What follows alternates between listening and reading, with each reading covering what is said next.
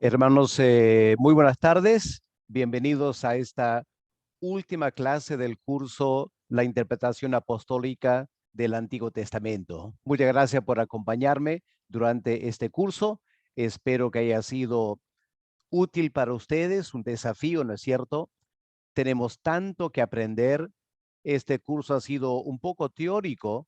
Lo que ustedes tienen que hacer ahora es dedicarse a aplicar la teoría a la práctica en tal manera que se hagan familiar con el método.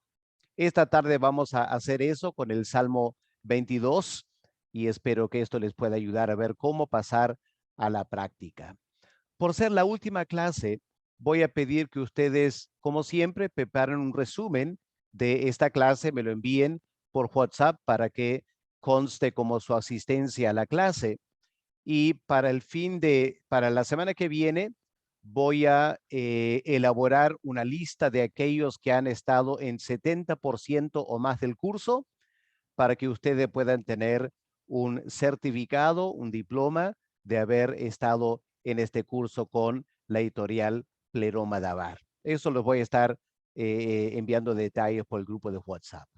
Por ahora vamos a orar y pedir al Señor que pueda ayudarnos en esta última clase de este curso.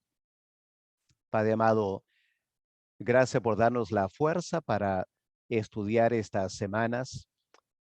Padre, hemos aprendido muchas cosas. Nos damos cuenta, nos falta mucho todavía por entender, pero quiero pedir, Padre, que esta tarde tú nos ayudes a ver cómo ir de la teoría de todo lo que hemos estudiado a la práctica ahora. Y Padre, que tú nos ayudes a ver cómo esto nos va a permitir predicar de muchas partes del Antiguo Testamento, con mayor criterio, con mayor seguridad. Así que, Padre, pido ahora que tu Espíritu nos ayude para que esta última clase sea de bendición y algo enriquecedor para los estudiantes. En el nombre del Señor Jesús te lo pedimos. Amén. Muy bien. Así que el tema para esta última clase es la interpretación del Salmo 22, siguiendo el modelo de Pedro en Hechos el capítulo 1. En la clase anterior vimos cómo Pedro interpreta los salmos para ver profecías acerca de Judas Iscariote y la necesidad que se nombrara otro apóstol en reemplazo de él. Vamos a aplicar ese método ahora al Salmo 22. Lo empezamos a hacer la semana pasada, les dejé la tarea para hacer. Ahora vamos a la práctica. El desafío interpretativo, y esto se podría aplicar a muchos salmos. No quiero que piensen que lo que vamos a hacer ahora es única y exclusivamente del Salmo 22. En realidad, podemos identificar muchos salmos mesiánicos y aprender a aplicar el mismo método a esos salmos que vamos a ver ahora. Ahora, lo primero que tenemos que hacer es notar en el Salmo 22 aquellos textos que son citados en el Nuevo Testamento. Eso nos da confianza y la seguridad de que estamos por un buen camino. Luego tenemos que estudiar el resto del Salmo para ver cómo lo podemos interpretar hacia atrás, a la luz de la afirmación cristiana que Jesús de Nazaret es el Mesías. Empecemos entonces con reconocer cuáles textos del Salmo 22 son citados en el Nuevo Testamento. Y simplemente hay dos. En primer lugar, el versículo 18. Miren conmigo, Salmo 22, versículo 18. Repartieron entre sí mis vestidos y sobre mi ropa echaron suertes.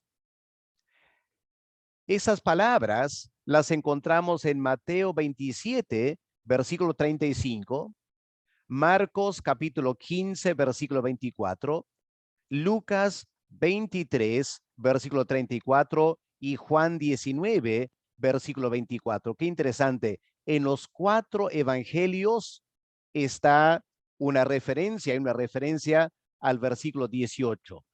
Pero solo Mateo y Juan afirman que esto se hizo en cumplimiento de una profecía. Si ustedes leen Marcos y Lucas y hacen un contraste con Mateo y Juan, van a ver la diferencia. Marcos y Lucas simplemente mencionan la acción de los soldados, mas no afirman que se hizo en cumplimiento de una profecía mesiánica. Por lo tanto, es una alusión más que una cita textual de una profecía. El segundo texto del Salmo 22, que es citado explícitamente en el Nuevo Testamento, es el versículo 22. Anunciaré tu nombre a mis hermanos, en medio de la congregación te alabaré. Eso lo encontramos en Hebreos, el capítulo 2 y el versículo 12, donde el autor de Hebreos cita el Salmo 22 simplemente para confirmar que el Señor Jesús considera a todos los creyentes como sus hermanos. Ahora, hermanos, aunque solo tengamos 2 versículos del Salmo 22 explícitamente citados en el Nuevo Testamento como profecías que se cumplieron con Cristo, esos 2 textos sirven como un ancla. Nos da gran seguridad. Podemos afirmar categóricamente, el Salmo 22 es un salmo profético mesiánico por la manera que los autores del Nuevo Testamento lo citan en estos casos. Pero habiendo notado esas citas específicas, ahora tenemos que pasar a una segunda tarea en nuestro estudio inicial. Tenemos que ver qué alusiones hay del Salmo 22 en el Nuevo Testamento.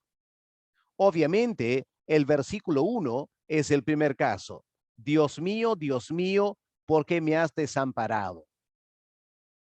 Para mí fue interesante notar que estas palabras el Señor las pronuncia en la cruz del Calvario, pero lo interesante es que los evangelistas nunca afirman que Cristo lo dijo en cumplimiento de las Escrituras.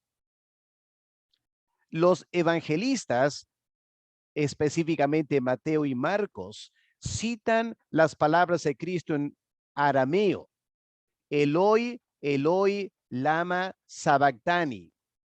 Y luego ambos las traducen al griego.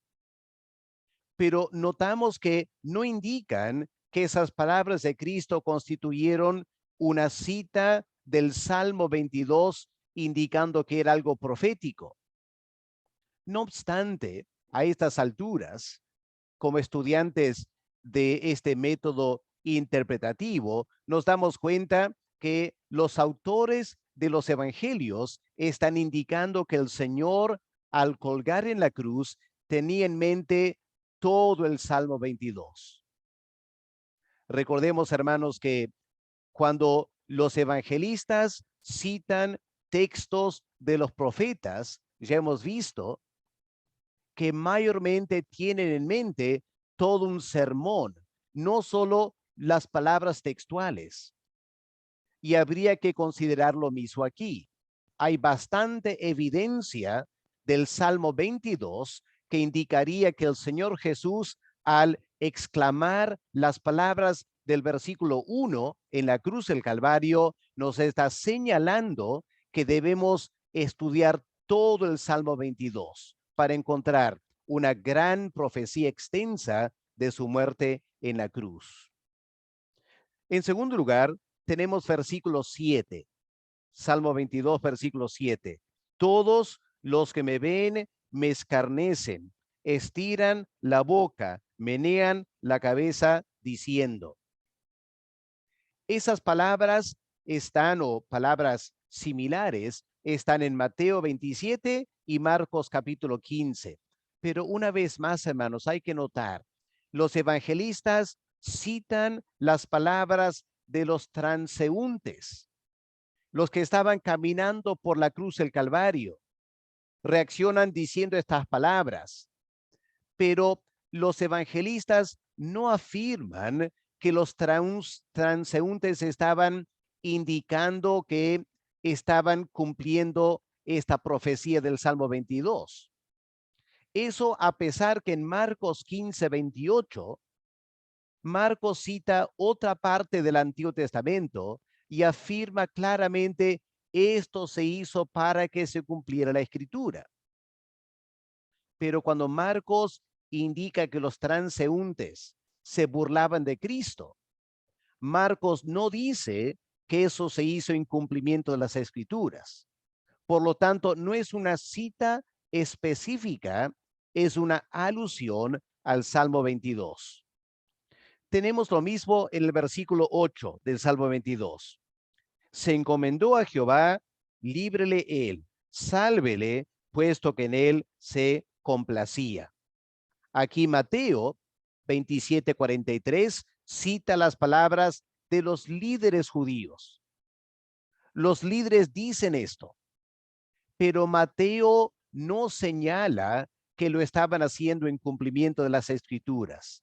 Hermanos, es importante que estudiemos y analicemos detenidamente, notando estos detalles, ¿ya? Para no pasar por alto la diferencia entre una cita textual y una alusión. Ahora, habiendo notado esas dos cosas, citas textuales y alusiones, la gran pregunta que enfrentamos, pastores y hermanos, es lo siguiente: ¿qué hacemos con el resto del Salmo? Porque la verdad es que el resto del Salmo no es citado ni aludido específicamente en el Nuevo Testamento. Pero eso no nos inhibe de poder aplicar el método apostólico que hemos aprendido de Pedro en Hechos capítulo 1. Lo que tenemos que hacer es aprender a releer el Salmo 22 hacia atrás a la luz de lo que sabemos pasó durante la vida y la muerte y la resurrección del Señor Jesús.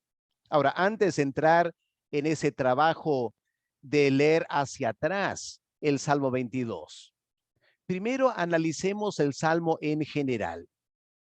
Lo primero que notamos, obviamente, es un Salmo de David. Eso está en el título. Luego, una lectura del Salmo indica que está en dos partes, ¿no es cierto? Versículo 1 al 21 es lo que podemos llamar la angustia. Y versículo 22 al 31 cambia totalmente el espíritu del salmista y pasa de la angustia al triunfo. Así que dos partes en este salmo. ¿Qué del contexto histórico? El título indica que es un salmo de David. Por lo tanto, David lo escribió.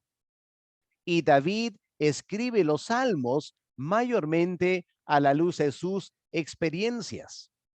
Ahora, cuando leemos el Salmo 22, la verdad es que ofrece muy pocos detalles históricos acerca del contexto en el que David escribió este salmo.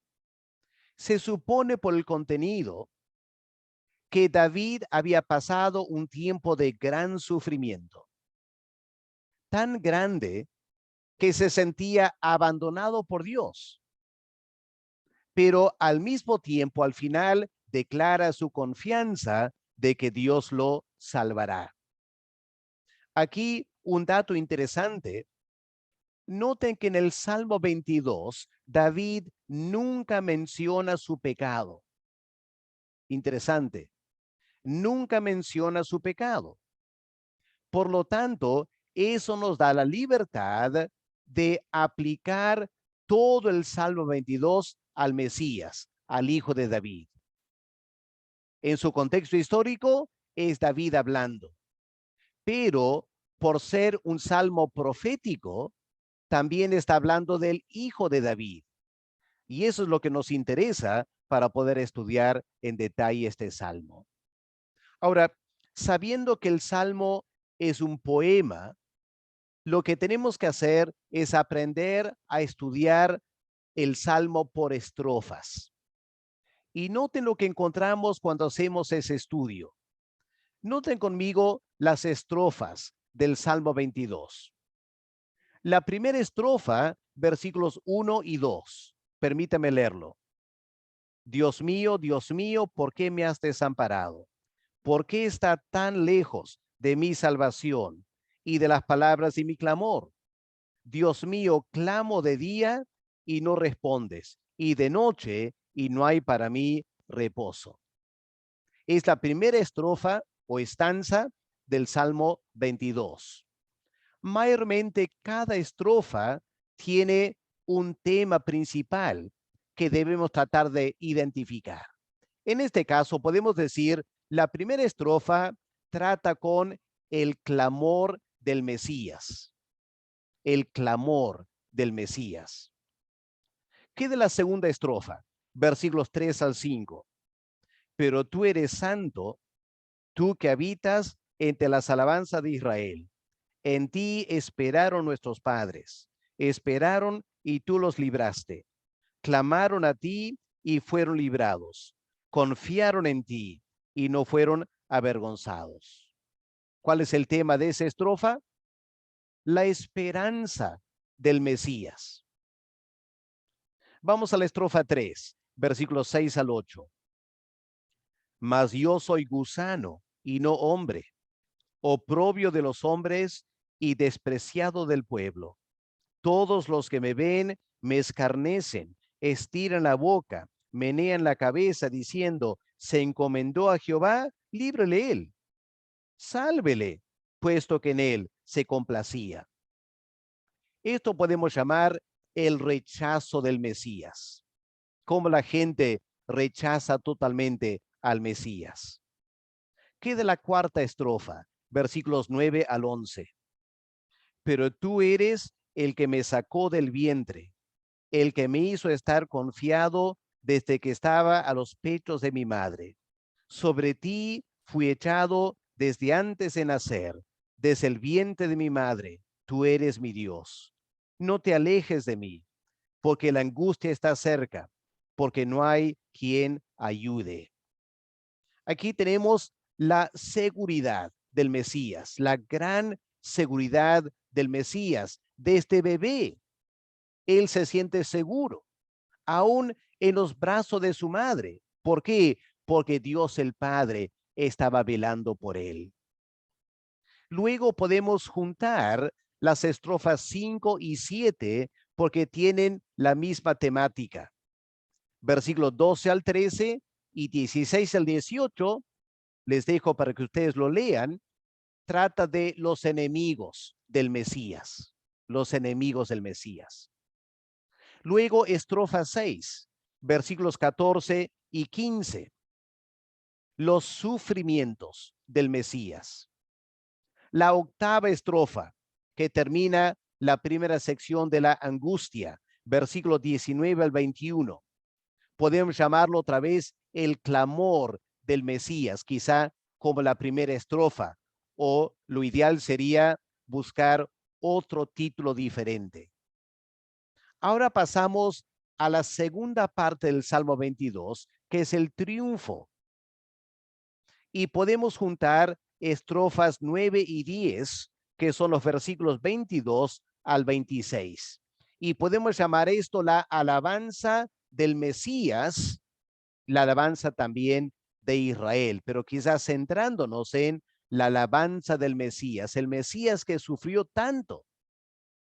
Termina en este triunfo, la alabanza del Mesías. Y finalmente, las estrofas 11 y 12, versículos 27 al 31, es la alabanza universal.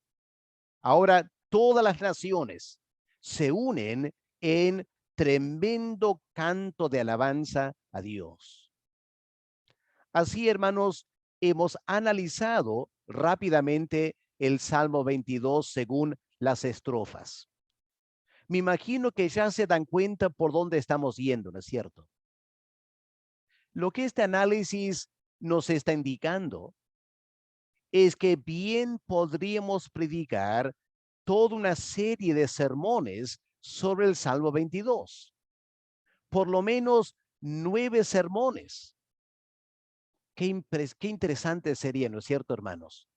Poder predicar 9 domingos, 9 sermones, exponiendo todo el Salmo 22 a la luz de la convicción que el Salmo 22 es un salmo mesiánico donde David describe sus experiencias, pero el Espíritu Santo da este añadido extra, esta inspiración a David en el momento de escribir, en tal manera que sin darse cuenta, David estaba diciendo cosas más allá de sus sufrimientos, anticipando los sufrimientos del Mesías. ¿Por qué? Porque David era una sombra del Mesías.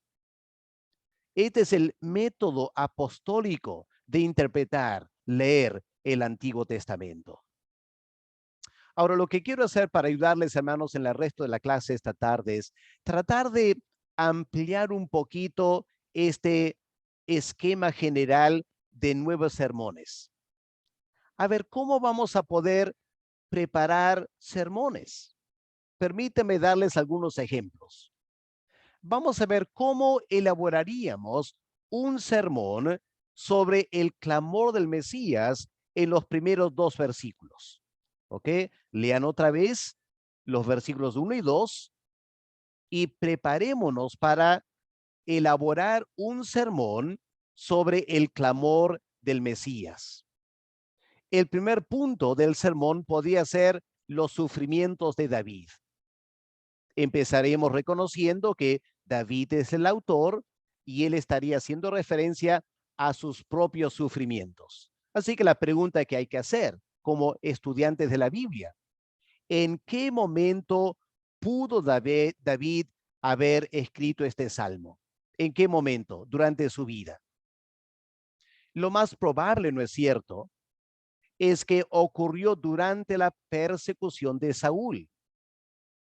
Viene, por ejemplo, el Salmo 10 y el versículo 1, Salmo 10:1. ¿Por qué estás lejos, oh Jehová, y te escondes en el tiempo de la tribulación? Con arrogancia el malo persigue al pobre. Y Saúl, el malo, persiguiendo a David, el pobre, antes que David llegara a ser coronado rey de Israel. Y la verdad es que David sufrió mucho, ¿no es cierto? Vamos a 1 de Samuel, el capítulo 21. 1 de Samuel, el capítulo 21.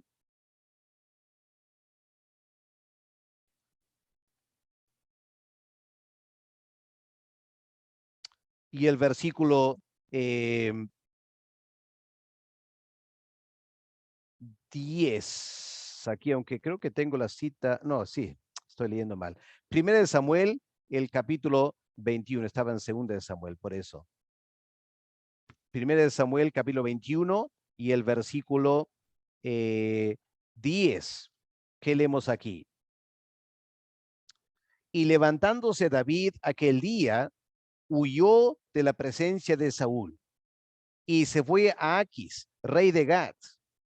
Ahora, ¿cuál fue la experiencia de David ahí entre los filisteos?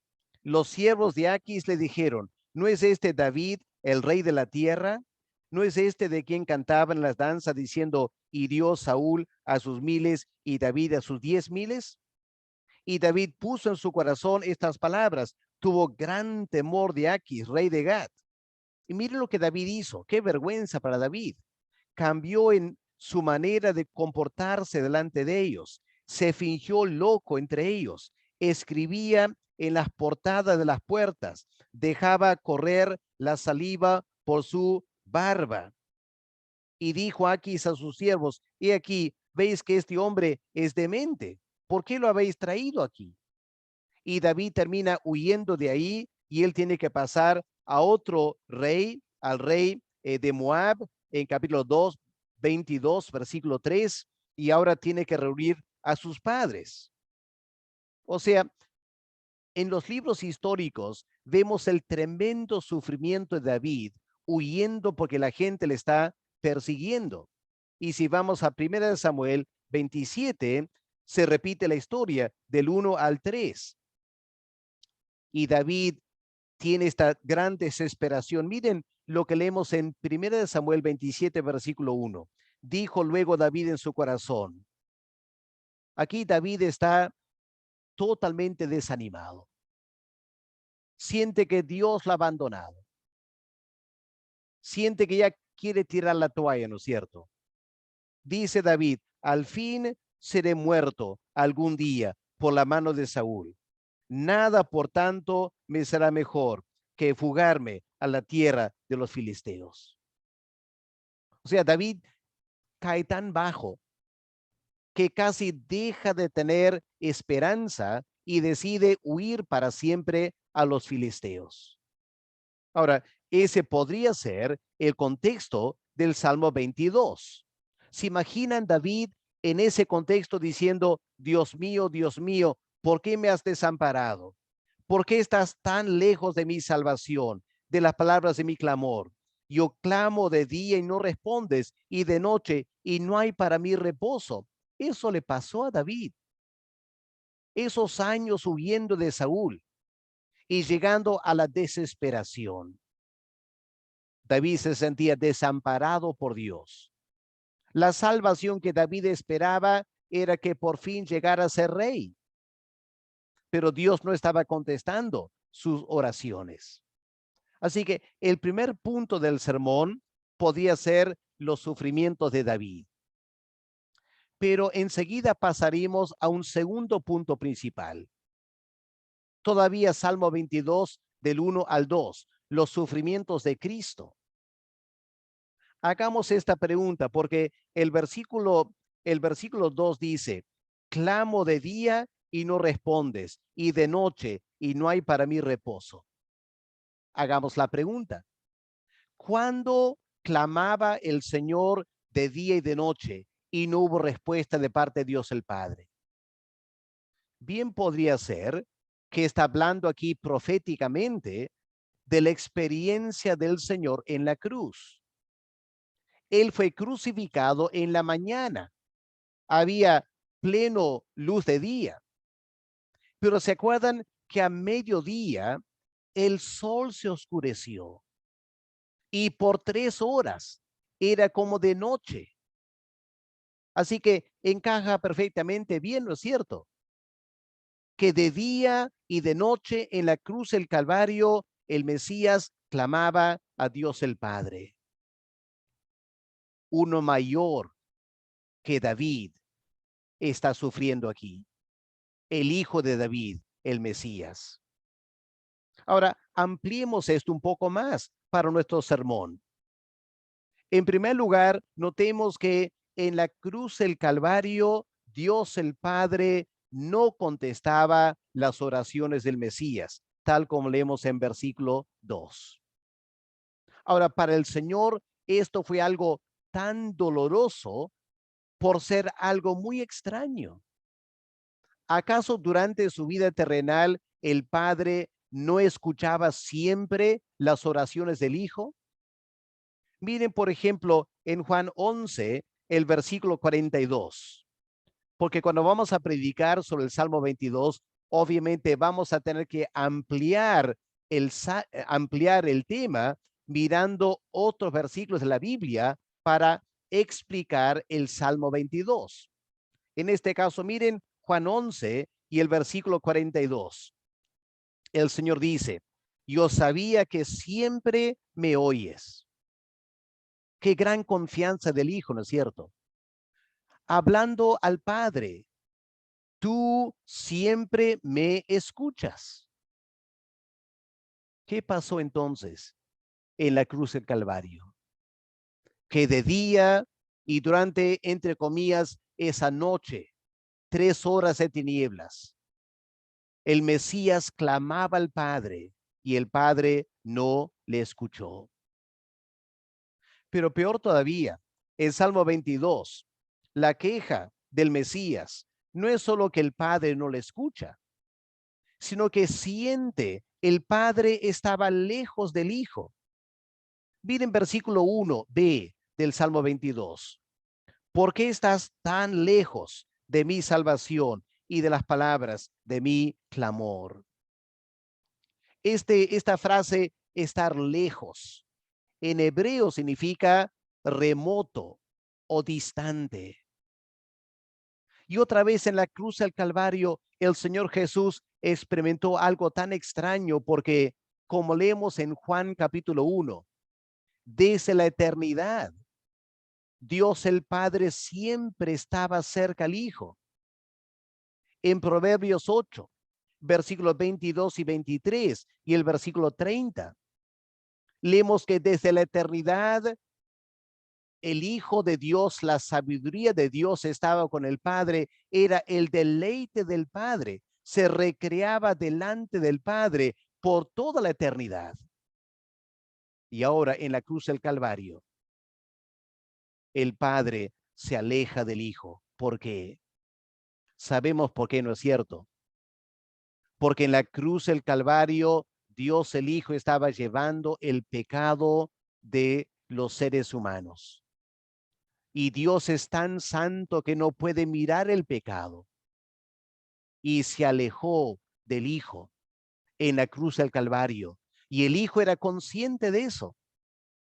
En la cruz del Calvario, el Hijo quería sentir la presencia del Padre, quería tener comunión con el Padre, pero el Padre no estaba. ¿Por qué te alejas de mí? Y peor todavía, miren lo que leemos en Salmo 22, versículo 1. Dios el Padre había desamparado al Hijo. Dios mío, ¿por qué me has desamparado? El verbo en hebreo significa soltar, dejar a la deriva. Cuando un barco es soltado del muelle, entonces la tormenta lleva la barca a la deriva, ha sido totalmente abandonada. Y eso fue lo que Cristo sintió en la cruz del Calvario. David aquí como profeta habla de antemano de los sufrimientos del gran hijo de David. Y en la cruz del Calvario, el Hijo de Dios toma estas palabras para sí mismo y clama en la cruz, Dios mío, ¿por qué me has desamparado? Quiero que notemos un detalle en Salmo 22, el versículo 1. La segunda parte, ¿por qué estás lejos de mí? Y de las palabras de mi clamor. Ahí la palabra clamor, ¿sabe lo que significa esta palabra? Rugidos, rugidos. En Job 3, el versículo 24, Job usa esta palabra para describir cómo él rugía con sus sufrimientos, reclamando a Dios todo lo que él estaba sufriendo. Y en Job 4, versículo 10, este verbo se usa de leones rugiendo. Qué dramático, ¿no es cierto? En la cruz del Calvario, el eterno Hijo de Dios, de quien un día el Padre dijo, este es mi Hijo amado en quien tengo gran complacencia, por llevar nuestro pecado. Se sintió alejado del Padre. El Padre no escuchaba sus oraciones. El Hijo se sentía abandonado por el Padre. El precio que él pagó cuando colgó en la cruz del Calvario para salvarnos. Ahora, el tercer punto del sermón podría ser los sufrimientos del creyente. Porque ahora en este sermón habría que aplicarlo, ¿no es cierto?, a nuestra situación actual. Y podemos en la prédica lanzar esta pregunta: ¿cuántas veces hemos pasado nosotros por experiencias similares? Tiempos que Dios parece no escuchar nuestras oraciones. Tiempos cuando Dios parece estar lejos de nosotros. Tiempos cuando Dios hasta nos ha abandonado. A veces es cuando Dios está probando nuestra fe, como le pasó a Job, ¿no es cierto? Él clamaba a Dios y no sentía que Dios le estaba escuchando. Dios estaba probando la fe de Job. En otros momentos podría ser porque estamos en pecado. Y obviamente si nosotros estamos en pecado, Dios no va a escuchar nuestras oraciones, no vamos a sentir la presencia de Dios. Y lo que Cristo experimentó en la cruz es una gran advertencia a nosotros. Si nosotros insistimos en vivir en el pecado, la experiencia que tendremos será la que el salmista menciona en versículos 1 y 2. La conclusión del salmo podría ser: Cristo sufrió todo esto, versículos 1 y 2, para llevar nuestros pecados. ¿Para qué? Para que nosotros seamos salvos. Para que Dios el Padre escuche nuestras oraciones.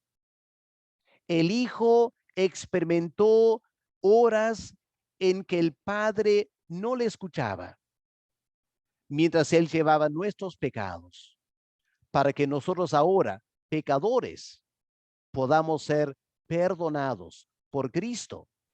Y el Padre ahora escucha nuestras oraciones. ¿Cuánto le debemos al Señor Jesús, el Hijo de David, por lo que Él sufrió en la cruz por nosotros?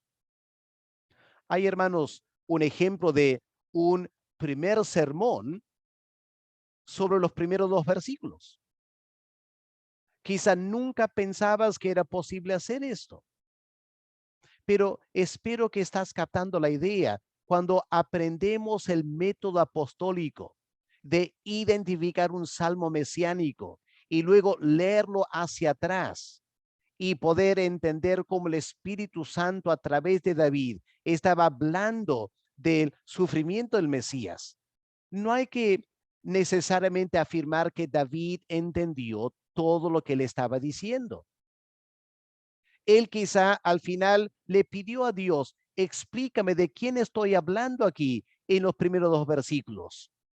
Y como Pedro dice en 1 de Pedro 1 del 10 al 12, se le reveló a David que no para él, sino para nosotros. Él estaba escribiendo el Salmo 22 para nosotros que hemos escuchado el Evangelio del Señor Jesús. Hermanos, espero que esto ya empieza a abrir sus mentes a toda la riqueza que hay en el Antiguo Testamento ahora para predicar. Un segundo ejemplo, un segundo sermón. Ahora, la esperanza del Mesías. En la segunda estrofa, versículos 3 al 5, podemos introducir el sermón con esta pregunta: ¿cómo encontrar esperanza en momentos en que nos sentimos abandonados por Dios? Hermanos, estaremos predicando una secuencia de sermones en la iglesia, ¿no es cierto? Y luego de predicar un sermón sobre versículos 1 y 2, volvemos otro domingo al Salmo 22 y ahora planteamos esta pregunta: si algún día nos encontramos como Cristo sufriendo de esta manera, ¿cómo podemos tener esperanza en momentos en que nos sentimos abandonados por Dios? Y la pregunta es: ¿qué hizo David? En su contexto histórico, perseguido por Saúl, aparentemente abandonado por Dios, ¿qué hizo David para encontrar esperanza? Y más aún, el gran hijo de David, el Mesías, ¿qué hizo él en la cruz del Calvario para encontrar esperanza? Bueno, la respuesta está en versículos 3 al 5. Note lo primero que David y el Mesías hizo: recordaron la naturaleza de Dios. Versículo 3. Pero, esa palabra pero hace el contraste. Yo me siento abandonado por Dios, pero ¿qué es la verdad de Dios? ¿Qué sé de Dios? Dios es santo. ¿Qué significa eso? Que no le podemos atribuir a Dios injusticia. Este fue el error de Job, ¿no es cierto? Job, queriendo defenderse, se atrevió a pensar que Dios estaba siendo injusto con él. Job se olvidó, Dios es santo, él jamás nos tratará injustamente. Y en la cruz del Calvario, Dios el Hijo tuvo que recordar, Dios es santo. Nunca actuará sin propósito o en forma injusta. Y él se aferró de lo que él sabía de Dios el Padre mientras estaba sufriendo en la cruz del Calvario. Pero también en la cruz del Calvario, Dios el Hijo entendió una segunda cosa. Es precisamente porque Dios es santo que no podía escuchar a su Hijo. Isaías 59, versículos 1 y 2. Los oídos de Dios no están tapados para no escuchar nuestras oraciones, pero dice el profeta Isaías, nuestros pecados han alejado Dios en nosotros. Ahora, en la cruz del Calvario, Dios el Hijo no tenía pecado, ¿no es cierto? Él nunca cometió pecado. Pero durante esas horas en la cruz, Él estaba pagando por nuestros pecados. Y Dios el Padre trata a su Hijo como si Él fuera pecador. Y el Hijo se acuerda, Dios es santo. Por eso será que no está escuchando mis oraciones. Por eso será que se ha alejado de mí. Por eso será que me ha abandonado, porque Dios es santo. Y al mismo tiempo, David y el Mesías se acuerdan que Dios habita entre las alabanzas de Israel. Y vamos al Salmo 65. ¿Qué podemos ver en Salmo 65? Los primeros 4 versículos.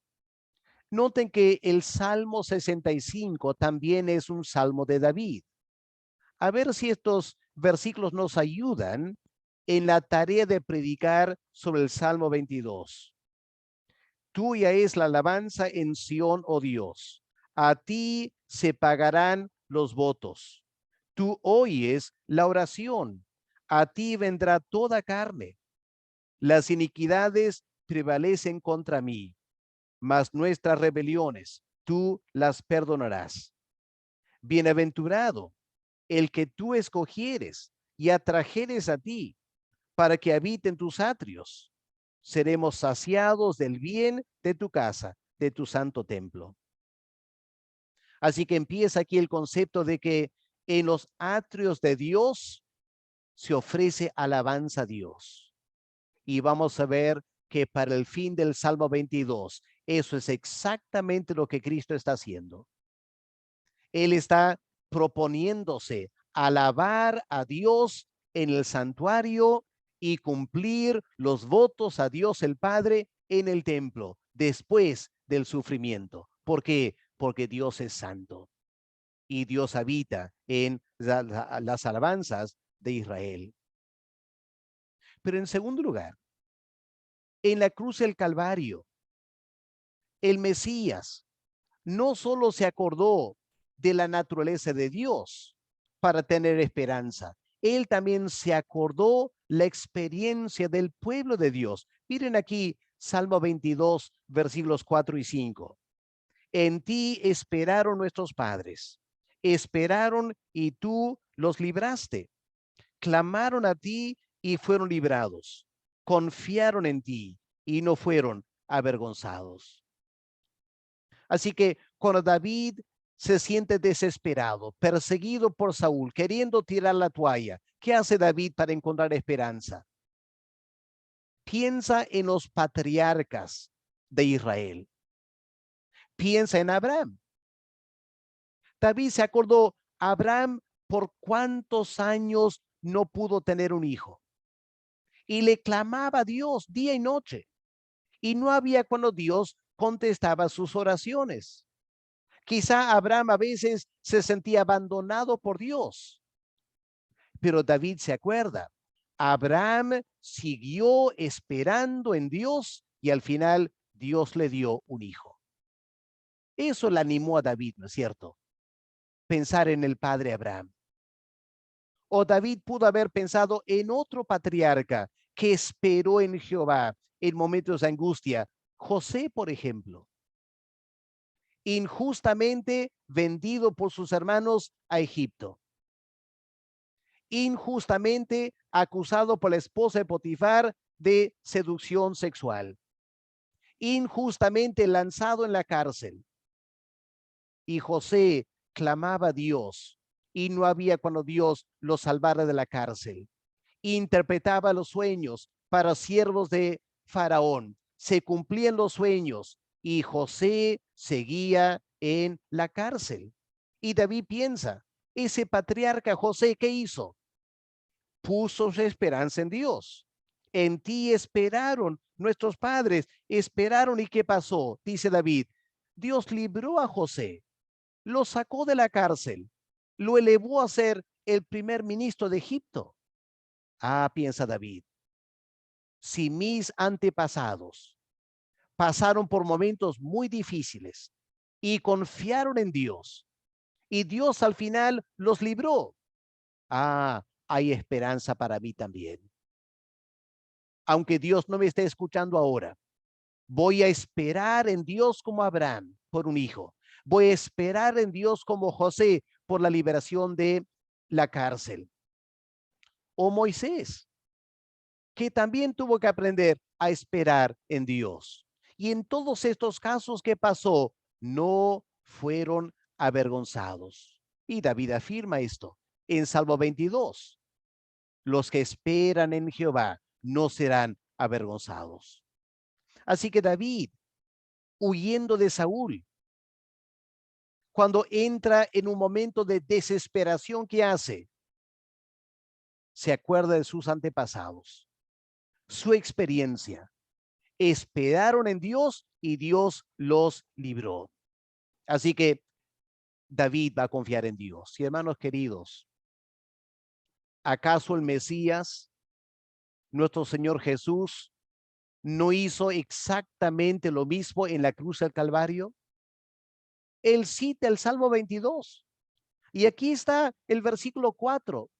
¿Acaso el Señor no pensó en versículo 4 en la cruz del Calvario? Obviamente que sí, pero con esta diferencia. El Mesías tenía 1000 años más que David de experiencia de los padres. Así que el Mesías pudo pensar en los profetas, Isaías, Jeremías, Ezequiel, Daniel, todos esperaron en Jehová y al final Jehová los salvó. El Mesías pudo pensar en los exiliados, 70 años en Babilonia sufriendo. No parecía que Dios escuchaba sus oraciones. Se sentían totalmente abandonados. Salmo 137.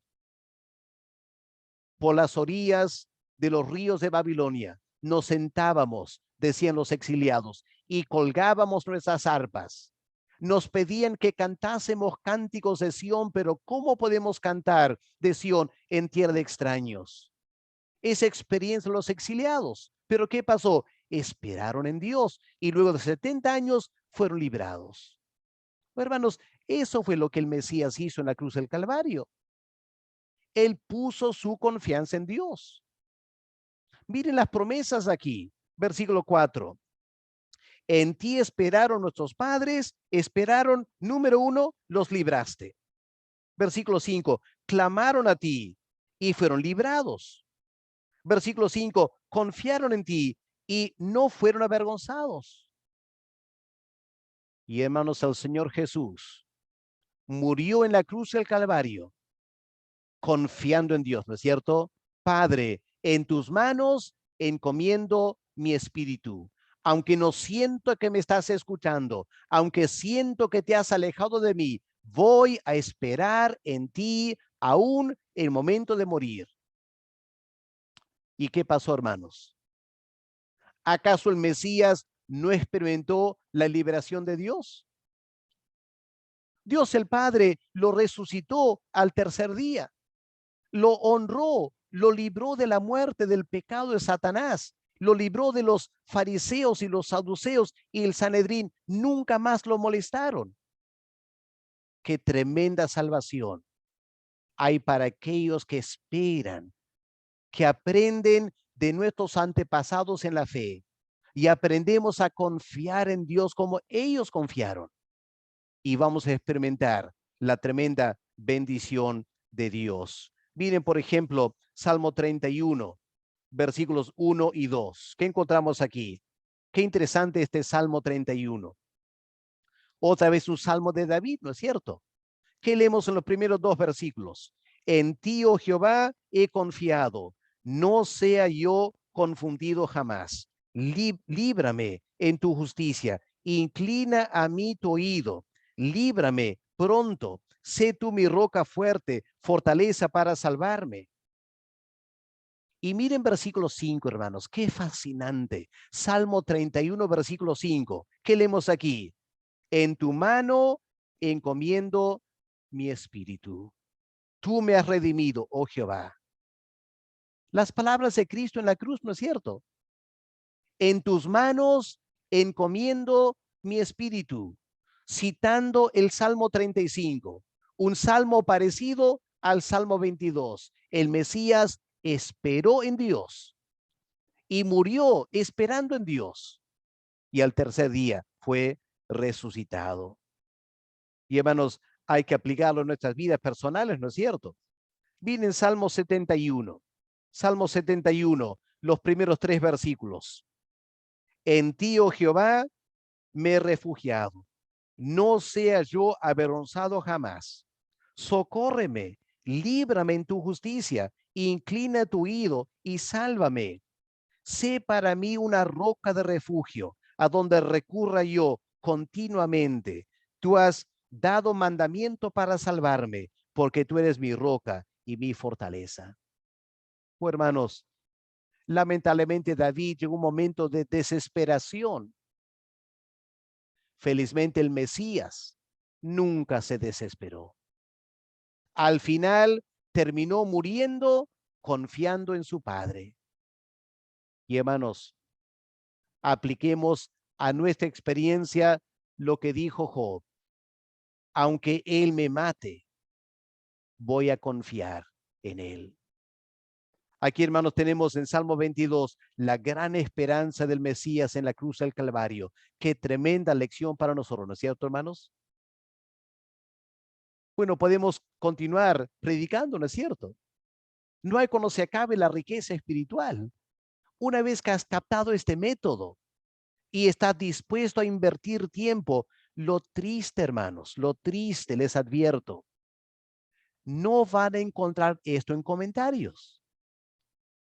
Tristemente, los comentaristas no hacen esta clase de trabajo exegético, interpretativo, mesiánico del Salmo 22. Pero nosotros debemos aprender a hacerlo. Y con referencias cruzadas y conocimiento de la Biblia, vamos a poder preparar tremendos mensajes secuenciales del Salmo 22, aprendiendo muchas cosas. Un tercer ejemplo, hermanos, si me permiten. La tercera estrofa, el rechazo del Mesías, versículos 6 al 8.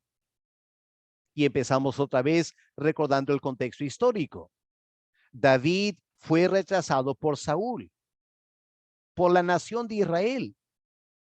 David a veces, como dice el versículo 6, se sentía un gusano, no un hombre, un oprobio de los hombres, despreciado del pueblo. Israel lo despreció.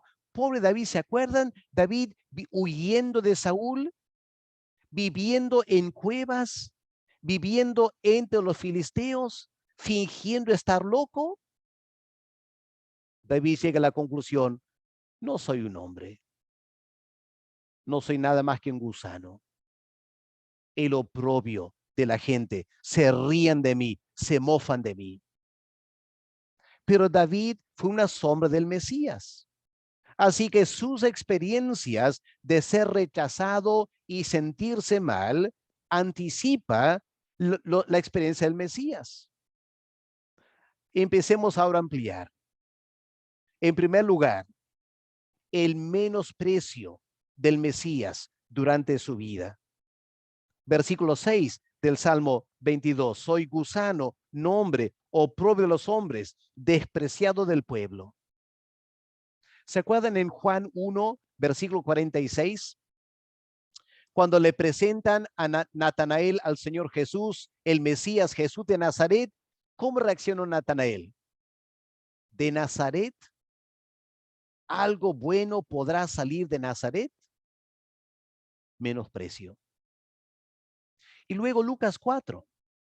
El Señor se presenta en la sinagoga en Nazaret y predica ante la gente que lo conocía desde niño y lo rechazaron, lo menospreciaron. ¿Quién es este para venir hablando así? Y ya lo quería matar, ¿no es cierto? En Juan capítulo 6, habiendo alimentado a los 5,000 y la gente primero quería hacerlo rey, el día siguiente el Señor empieza a enseñar cosas duras y la gente abandona al Señor. A unos discípulos querían abandonarlo. Muchos discípulos dejaron de seguir al Señor. O si miramos en Juan 7, versículo 52, este menosprecio: ¿de Galilea vendrá un profeta? Jamás el Mesías va a venir de Galilea. Qué menosprecio, ¿no es cierto? O vamos a Isaías 49, como Isaías también anticipa este menosprecio, rechazo del Mesías. Isaías 49, versículo 7. Así ha dicho Jehová, Redentor de Israel, el santo suyo, ¿a quién? Al menospreciado de alma, al abominado de las naciones, al siervo de los tiranos. Y Isaías 53, versículo 3.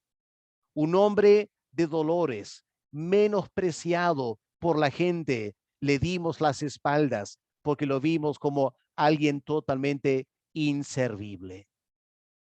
Hermanos queridos, cuánto el Señor sufrió rechazo, oprobio cuando estuvo aquí en la tierra. Y si Él sufrió, ¿acaso nosotros, sus siervos, no vamos a sufrir también? Pero en segundo lugar, recordemos que el Señor fue menospreciado no solo durante su vida, sino en la última semana. ¿Se acuerdan que entró a Jerusalén? Esa entrada triunfal, la gente aclamando, Hosana, bendito el que viene en el nombre del Señor. Y 4 o 5 días después, esa misma gente lo menospreció por completo. Crucifíquenle, crucifíquenle, suelten a Barrabás. Este hombre, Jesús de Nazaret, no merece vivir.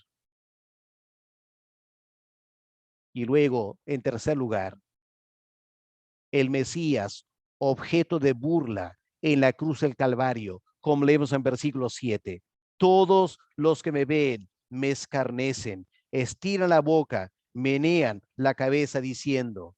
Y en Mateo 27 y Marcos 15, Lucas 35, podemos repasar la experiencia de Cristo en la cruz, cómo se reían de él. Lo menospreciaron durante su vida. Y cuando estaba muriendo en la cruz, la gente se llenó de burla, haciendo quedar ridículo al eterno Hijo de Dios colgando en la cruz del Calvario. Y creo que lo que dolió más al Mesías, yo me imagino quizá más difícil soportar, el desafío de los incrédulos, cómo lo desafiaban en la cruz del Calvario. Miren aquí, Salmo 22, versículo 8, este desafío: se encomendó a Jehová, líbrelo él, sálvele, puesto que en él se complacía. Y hermanos, el Señor podía pedir al Padre una legión de ángeles para salvarlo. Y en la cruz del Calvario, la gente que le rodeaba, los líderes, le empezaron a rechazar y a burlarse de él, porque lo estaban menospreciando en la cruz del Calvario.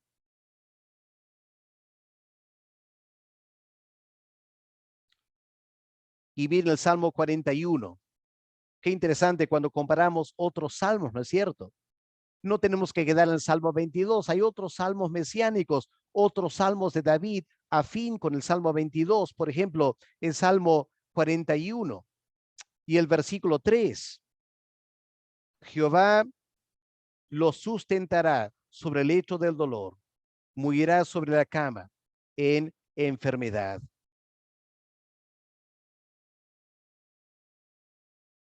Aún el hombre de mi paz, en quien yo confiaba, el que de mi pan comía, alzó contra mí el calcañar.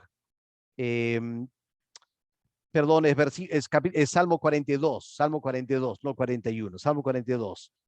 Fueron mis lágrimas, mi pan de día y de noche, mientras me dicen todos estos enemigos de David, me dicen, ¿dónde está tu Dios? Versículo 9 y 10. Diré a Dios, roca mía, ¿por qué te has olvidado de mí? ¿Por qué andaré yo enlutado por la opresión del enemigo? Como quien hiere mis huesos, mis enemigos me afrentan diciéndome cada día, ¿dónde está tu Dios? Esta experiencia el Mesías, la gente desafiándolo, incrédulos, desafiándole. A ver, confía en Dios. ¿A qué te salve Dios ahora? Y hermanos queridos, la experiencia de David fue la experiencia del hijo de David, pero multiplicado mucho más en la cruz del Calvario. Y como dice el Señor en Juan 15, versículo 18, lo que hicieron al maestro, ¿acaso no lo harán también a los discípulos, a nosotros? Bueno, podemos continuar, hermanos, todos el Salmo 22, ¿no es cierto? Pero permítame mencionar dos más, dos ejemplos de sermones para terminar. En primer lugar, me quedé fascinado con la seguridad del Mesías. Miren aquí el Salmo 22, los versículos 9 al 11. Qué interesante. Ahora podemos entender estos versículos y podemos aplicarlo al Mesías, porque son ciertos de él también. Miren versículo 9. Pero tú eres el que me sacó del vientre, el que me hizo estar confiado desde que estaba a los pechos de mi madre. Sobre ti fui echado desde antes de nacer, desde el vientre de mi madre. Tú eres mi Dios. No te alejes de mí, porque la angustia está cerca, porque no hay quien ayude. Hemos pensado, hermanos, que en la cruz del Calvario el Señor Jesús se acordó de su experiencia como bebé, cómo el Padre cuidó de él cuando era indefenso y ni sus padres humanos podían cuidarle, pero Dios el Padre lo cuidó. En primer lugar, Dios el Padre guardó a Dios el Hijo desde el momento de su concepción. Obviamente, esto era cierto de David, ¿no es cierto? David fue cuidado desde el vientre de su madre. El Salmo 139, Salmo de David. David expresa cómo Dios formó a David en el vientre de su madre. Y hermanos queridos, si Dios el Padre formó al rey David el vientre de su madre, ¿cuánto más formó al Rey de Reyes, al eterno Hijo de Dios? Por eso podemos afirmar que Dios el Padre guardó a Dios el Hijo desde su concepción. Es lo que tenemos en el versículo 9, la primera parte. Tú eres el que me sacó del vientre. Versículo 10, la segunda parte. Desde el vientre de mi madre, tú eres mi Dios. Vamos al Salmo 71 para complementar esto. Salmo 71, versículos 4 al 6. ¿Qué leemos aquí? Escuchen bien este Salmo 71, versículo 4. Dios mío, líbrame de la mano del impío. Noten este contexto, ¿no es cierto? El salmista pidiendo a Dios que lo salve, como el Mesías en la cruz del Calvario. Líbrame de la mano del impío, de la mano del perverso y el violento, porque tú, oh Señor Jehová, eres mi esperanza, seguridad mía. Noten esto, desde mi juventud. En ti he sido sustentado desde el vientre, de las entrañas de mi madre. Tú fuiste el que me sacó. De ti será siempre mi alabanza. Qué fascinante notar el Salmo 71, la relación con el Salmo 22. Y ahora podemos cotejar el Salmo 139, versículos 13 al 18, también un salmo de David, y lo podemos aplicar al Mesías. Escuchen estas palabras, Salmo 139, versículo 13, porque tú formaste mis entrañas, tú me hiciste el vientre de mi madre. Eso fue cierto de David. ¿Acaso no fue cierto del hijo de David, el Mesías? Concebido por el Espíritu Santo. Ah, sí, concebido. Y el eterno Dios veló sobre el desarrollo de ese feto, de la concepción hasta el nacimiento, formando al eterno Hijo de Dios, este cuerpo humano que le dio en todo detalle. Y en la cruz del Calvario, Dios el Hijo se acuerda cómo Dios lo formó desde el vientre de su madre. O miren también Isaías 49 y el versículo 1, para comparar este cántico de un siervo, del siervo. Isaías 49, 1. Oídme costas, escuchad pueblos lejanos. Jehová me llamó desde el vientre, desde las entrañas de mi madre, tuvo mi nombre en memoria. Y hermanos, en la cruz del Calvario, cuando Cristo clamaba a Dios y Dios no le escuchaba, Dios el Hijo se acordó del Salmo 22, lo tenía en su mente y seguramente, indudablemente, llegó al versículo 9 y se acordó que el cuerpo que estaba colgando en la cruz no era cualquier cuerpo, era un cuerpo formado desde el vientre de su madre. María no dio forma a este cuerpo. El eterno Dios dio forma a este cuerpo dentro de María. Noten en segundo lugar, el Salmo 22 nos indica que en la cruz del Calvario, Dios el Hijo se acordó que él aprendió a confiar en su Padre de este bebé. De este bebé. Versículo 9, Salmo 22, versículo 9.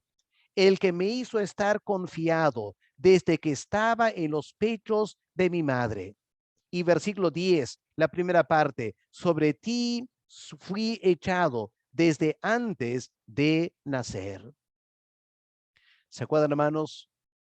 Cuando Cristo era bebé todavía, recién nacido, el rey Herodes se entera del nacimiento del rey de Israel y él manda matar a los hijos.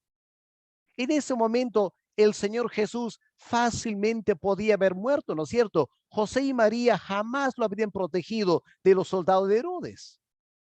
Ah, pero Dios el Padre intervino y José y María huyeron esa noche antes que llegaran los soldados, porque Dios el Padre lo estaba cuidando y Dios el Hijo desde bebé aprendió a estar echado sobre el Padre.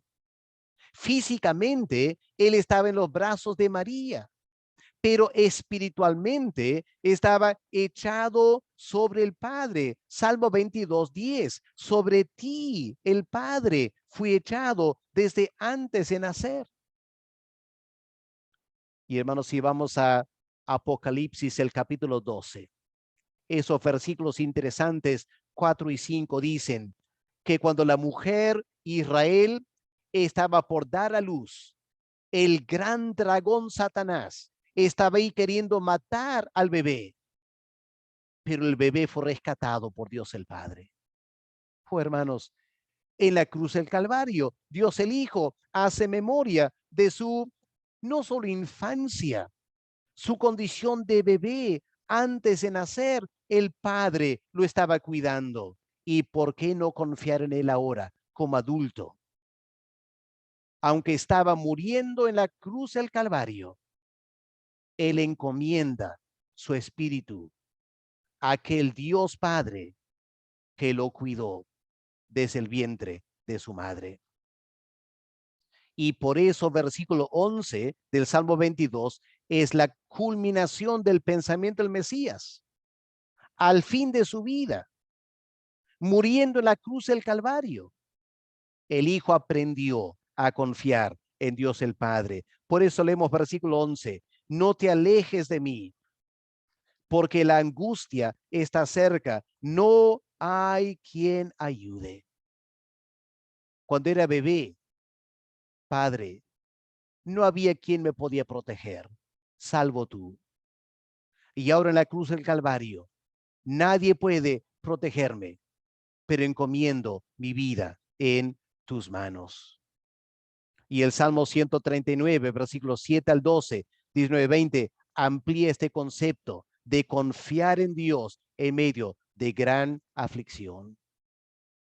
Y podemos terminar el sermón, aplicando este sermón a los oyentes en la iglesia. Hermanos, nosotros también hemos sido formados por Dios el Padre desde el vientre de nuestras madres. Él ha cuidado nuestra existencia desde nacer hasta el nuevo nacimiento. Desde el nuevo nacimiento hasta ahora, Dios el Padre ha velado por nosotros. Por eso, querido creyente, aunque ahora estás en angustia y sientes que Dios no te escucha y te sientes lejos de Dios y te sientes abandonado por Dios, recuerda quién es Dios. Él es el Santo de Israel. No le atribuyes injusticia. Él te ha cuidado y te seguirá cuidando. Él te cuidará más allá de la muerte. Qué tremendo mensaje, ¿no es cierto?, sobre la seguridad del Mesías. Bueno, uno podía continuar los enemigos del Mesías, que sería muy interesante predicar, los sufrimientos del Mesías, el clamor del Mesías, pero quiero terminar con este octavo sermón para ver en la parte positiva el triunfo. ¿Cómo aplicamos el triunfo del Salmo 22 al Mesías? Bueno, podemos llamarle lo siguiente, la alabanza del Mesías. La alabanza del Mesías. Empezamos el mensaje, el contexto histórico. David está sufriendo la persecución de Saúl.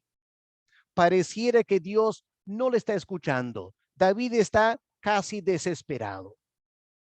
Pero en su sufrimiento, él se acuerda que desde niño, desde bebé, Dios lo había escogido para ser rey. Así que David insiste en confiar en Dios. Y por eso este salmo va terminando con David afirmando un día él va a alabar a Dios. Versículo 22. David dice, anunciaré tu nombre a mis hermanos en medio de la congregación, yo te alabaré. Y hermanos, esta fue la esperanza de Jonás, ¿no es cierto? Porque vamos a Jonás capítulo 2, versículo 9. Busquen en sus Biblias, hermanos. Jonás capítulo 2 y el versículo 9. Miren, qué interesante lo que encontramos aquí. Jonás 2, versículo 9. ¿Qué dice Jonás? Está muriendo en el mar. Está por ser tragado por el pez. Va a estar enterrado 3 días y noches. Pero miren lo que Jonás dice, cuando él está muriendo. Mas yo, con voz de alabanza, te ofreceré sacrificios. Pagaré lo que prometí. Jonás muere confiando que un día va a alabar a Dios.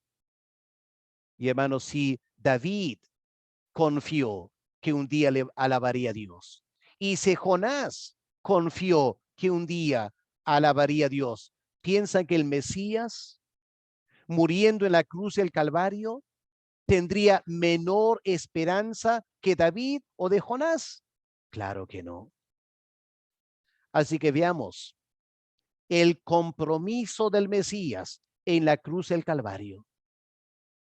El compromiso del Mesías en la cruz del Calvario, versículo 22, el Mesías dice, antes de morir en su espíritu, él dice, anunciaré tu nombre a mis hermanos, en medio de la congregación te voy a alabar.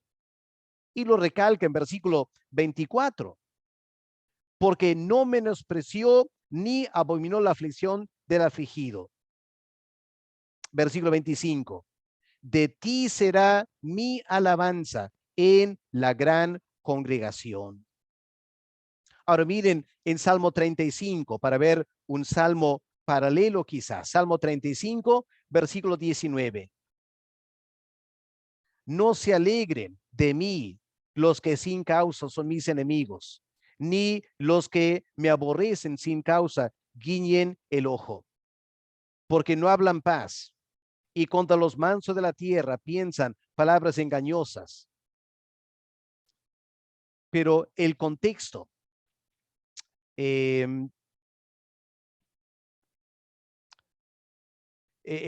del Salmo 35 es el salmista confiando en Dios y que Dios un día lo va a rescatar para que él pueda alabar a Dios. Y hermanos queridos, aquí en Salmo 22, el Mesías dice, voy a alabar a Dios en la gran congregación. Miren, en Salmo 40, versículos 9 y 10. ¿Qué dice Salmo 49? He anunciado justicia en gran congregación. He aquí, no refrené mis labios, Jehová, tú lo sabes, no encubrí tu justicia dentro de mi corazón, he publicado tu fidelidad y tu salvación, no oculté tu misericordia y tu verdad en grande asamblea. Este compromiso de alabar a Dios delante de muchas personas. O Salmo 66, versículos 13 y 14.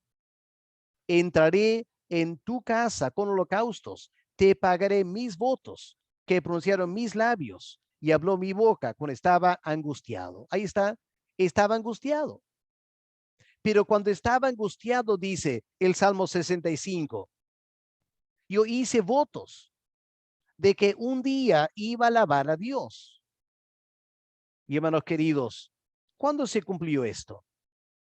En el caso del Mesías, ¿cuándo anunció tu nombre a mis hermanos en medio de la congregación? Bueno, piensen, esos 40 días después de la resurrección de Cristo, ¿qué hizo el Señor? ¿Acaso no pasó 40 días con los discípulos enseñándoles? ¿Y acaso durante esos 40 días el Señor no alabó al Padre, bendijo al Padre por haberlo salvado de la muerte delante de los hermanos? Y sabemos en Mateo 28, versículo 10 y Juan 20, versículo 17, que cuando Cristo resucita, Él trata a los apóstoles como sus hermanos. Y por 40 días, entre la resurrección y el retorno al cielo, Dios el Hijo alabó a Dios el Padre delante de sus hermanos los apóstoles. Y piensen, hermanos, por 2000 años, ¿qué es lo que Dios el Hijo está haciendo a la diestra del Padre? ¿Acaso no está también alabando al Padre constantemente por haberlo salvado de la muerte, de haberlo resucitado, de haberlo glorificado? ¿Y delante de quién estará el Señor en el cielo alabando al Padre? ¿Acaso no es delante de todos los santos que ya están en el cielo ahora? esa gran congregación, Dios el Hijo alabando a Dios el Padre. Qué tremendo cuadro aquí en Salmo 22. Pero aquí no tenemos solo el compromiso del Mesías, también tenemos la exhortación del Mesías. Miren la exhortación en versículo 23 y 24, porque ahora pasa de tiempo futuro, anunciaré, alabaré. Ahora es una exhortación, ¿no es cierto? Los que temáis a Jehová, alabadle, glorificadle, descendencia toda de Jacob, temedle vosotros, descendencia toda de Israel. Es una exhortación del Mesías. Miren, por ejemplo, también Salmo 102, los primeros 2 versículos. ¿Acaso no es una exhortación también? Jehová, escucha mi canción, llegue a ti mi clamor, no escondes de mí tu rostro el día de mi angustia, inclina a mí tu oído, apresúrate a responderme el día que yo te invocaré. Y versículo 17 al 24. Habrá considerado la oración de los desválidos y no habrá desechado el ruego de ellos. Aquí está el avance, ¿no es cierto? El salmista en Salmo 102 había sufrido, vemos eso desde el comienzo. Y ahora en versículo 17, alaba a Dios.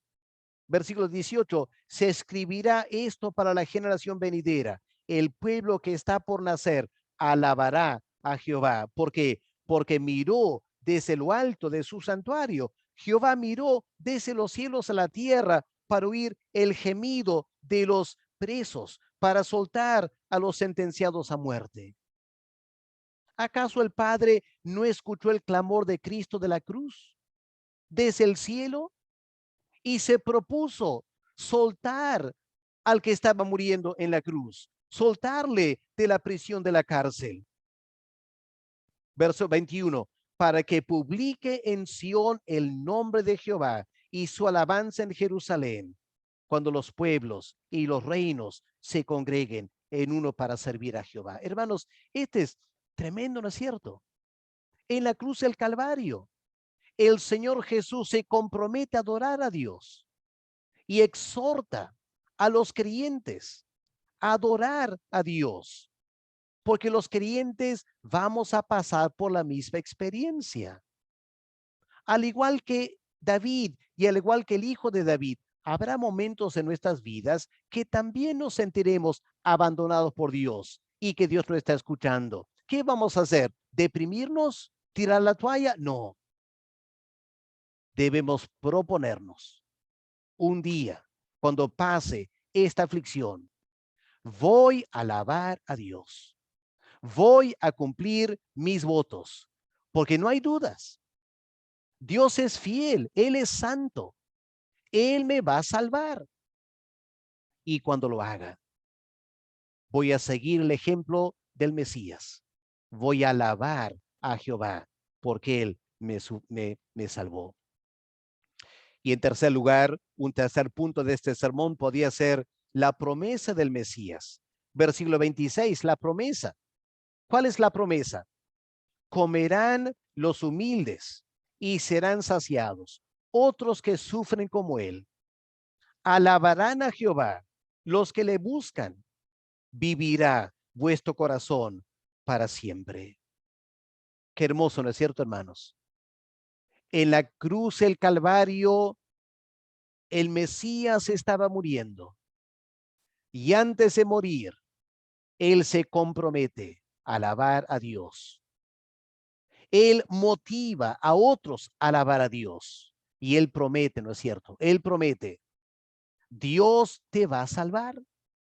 Nunca serás avergonzado si confías en él. Y viene esta palabra desde la cruz del Calvario. Desde el mayor momento de angustia y sufrimiento, el eterno Hijo de Dios nos anima en nuestros sufrimientos. Dios te va a salvar. Y Dios te vas a comer un día, vas a ser saciado, vas a alabar a Jehová. Así que, hermanos queridos, si estamos pasando por un tiempo de gran sufrimiento, aprendamos cómo Dios trata a sus hijos cuando sufren. Miren versículo 24 para terminar.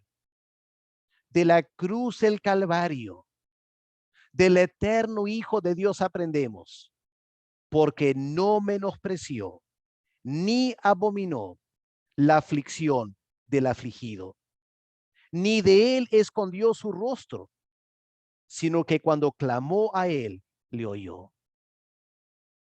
Aunque el Mesías no lo sintiera, él sabía que era cierto. La cruz del Calvario fue una gran prueba de fe del Mesías como hombre encarnado. Y en el Salmo 22, David como profeta anuncia todo esto. Y nosotros, que vivimos 2000 años después del Calvario, y hemos visto que en 2000 años la iglesia cristiana se ha extendido, hay una gran congregación. Y aunque nosotros nos toque algún día sufrir, comprometámonos a alabar a Dios cuando pase todo y Él nos salve. En la gran congregación vamos a pagar nuestros votos.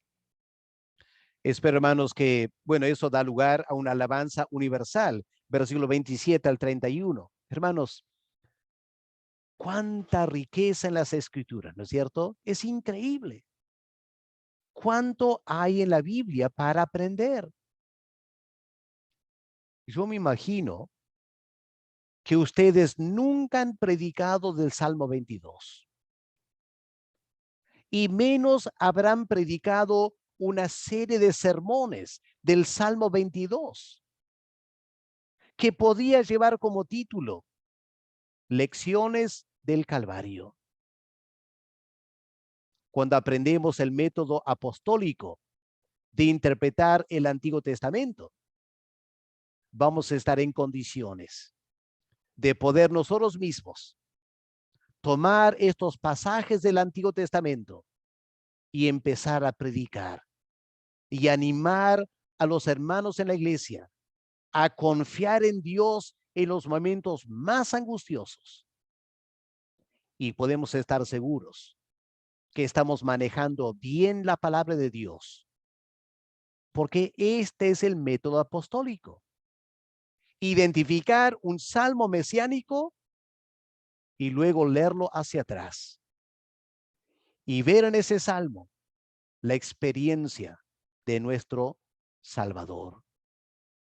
Así que, hermanos, lo dejamos ahí por esta noche y este curso termina aquí. Pero yo les animo, hermanos, empiecen desde ahora a releer esos salmos mesiánicos y empezar a aplicar esta metodología. Y cuando Dios les dé cierta confianza, anímense a predicar en la iglesia. Y los hermanos van a quedar anonadados de la sabiduría y la riqueza de la palabra de Dios que tú le puedes dar domingo tras domingo, porque has aprendido el método apostólico de leer e interpretar el Antiguo Testamento. Hermanos, esto es como Pedro predicaba. Esto es como Pablo predicaba. Ellos no tenían el Nuevo Testamento, no tenían un evangelio para exponer. No, ellos predicaban de estos pasajes del Antiguo Testamento. Este es el método apostólico. No estamos haciendo algo extraño, estamos haciendo lo que los apóstoles hacían semana tras semana, mes tras mes, año tras año, desde el día de Pentecostés en adelante, predicando, predicando, predicando el Antiguo Testamento, apuntando siempre al Mesías. Que Dios nos anime a poder hacer lo mismo. ¿Qué les parece? Terminamos orando, dando gracias a Dios por este curso fascinante y espero que ustedes tengan la gracia de Dios para aplicar en sus ministerios este método. Vamos a orar. Padre amado, siento que el tiempo siempre nos gana porque la riqueza de tu palabra rebasa los límites del tiempo. Padre, pido que des la gracia a los pastores para poder escuchar este video, entenderlo y luego, Padre, que tu espíritu les anime a atreverse a estudiar la palabra de esta manera. Y, Señor, que ellos también puedan exponer tu palabra con excelencia para dar a tu pueblo no leche, sino carne espiritual, y que crezcan y maduren en su fe. Gracias por acompañarnos. En el nombre del Señor Jesús te lo pedimos. Amén. Amén. Dios le bendiga, queridos hermanos.